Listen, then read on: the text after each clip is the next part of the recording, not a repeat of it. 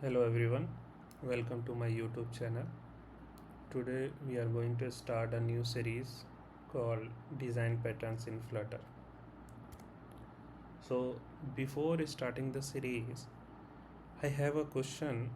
How do you ensure a piece of code is reliable, maintainable, and scalable? Pause the video for a minute and think about the answer. So, basically, reliability comes from testing, exception handling, and code reviews. Maintainability comes from the clean code, documentation, and lot of code refactoring. In the same way, scalability is where design patterns, decoupling, and performance optimization help us. Today, our video agenda to learn what is design patterns. We will try to understand what is design patterns, a short history of design patterns, why design pattern matters, and we'll see the types of design patterns. So design pattern is a proven reusable solution to a common software design problem. Let's try to understand this with a real life example. Imagine you are building a virtual zoo. You create an animal class, then specific animals like lion, elephant, and bird. If you write the same code over and over, the app becomes hard to manage. Design patterns give you a reusable structure so you don't repeat yourself, and the code becomes easier to maintain and understand. And the good part of design patterns is it is language independent. So if you will learn the design pattern in any language, for example C++ or Java, you don't have to bother about any other language. So it is language independent. You learn design pattern in C++ or Java and you can implement it anywhere. Let's try to look at a short history. So the idea of design pattern is not started in the programming. It came from the architect. So in 1977 there was an architect called Christopher Alexander, and he wrote a book, and the book name was A Language Pattern, and book was about a reusable design solution for towns and building. Later the same idea get adapted into the programming, and the four author, and the idea was adapted by Kent and Ward in the programming, and later the four developers Eric, Richard, Ralph, and John, these four people written a book called Design Patterns, Elements of Reusable Object Oriented Software.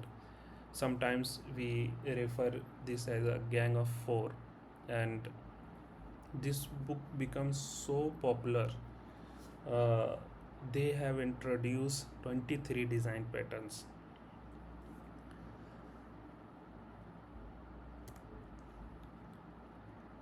So basically, why should we care about the design pattern? So first thing is reusable solution. You don't have to go and find a solution every time. Okay, so if there is a problem, you know what will be the solution, so you can reuse that solution. Communication, for example, I am a developer and I know this will be the solution for this problem, so I can tell to another developer, hey, why don't we use the singleton, or hey, why can't we use the factory? So I don't have to go and explain what is factory or what is singleton. So if I will say the singleton or if I will say the factory, the fellow developer will understand. And third is efficiency. So basically this solution we are already tested, and there are many people who already use this. So we it is more efficient than creating a new solution. And fourth is like code maintainability. Okay. And the fifth, I would say, like stronger understanding of object oriented principles like encapsulation, inheritance, and polymorphism. So basically, there are three types of design patterns: creational, structural, and behavior. So, creational is how objects are created. So, in creational, the design patterns are like singleton, factory, method, builder. So, these are uh, creational design patterns. Okay. And basically the work of creational design patterns are how we are going to create the objects, and then structural design patterns. And the work of the structured design patterns is like how objects are composed and related. And the example of structured design patterns like adapter, breeze, composite, decoder, these are the structural design pattern. Then we have behavior behavior design pattern, and this design pattern is about how objects communicate.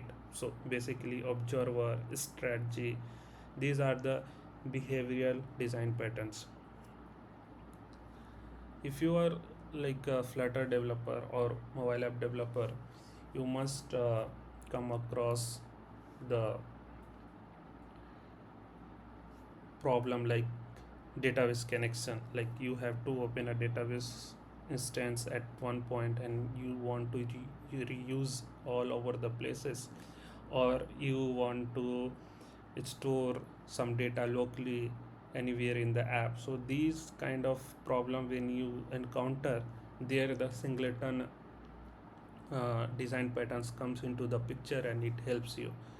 Or like observer, so like widgets that listen to change using the change notifier or a stream. So these are the observer design pattern example.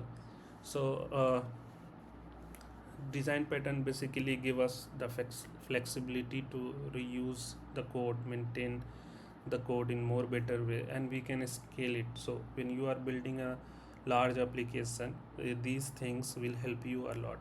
So there is a line is like designing object oriented software is difficult, and designing reusable object oriented software is much harder.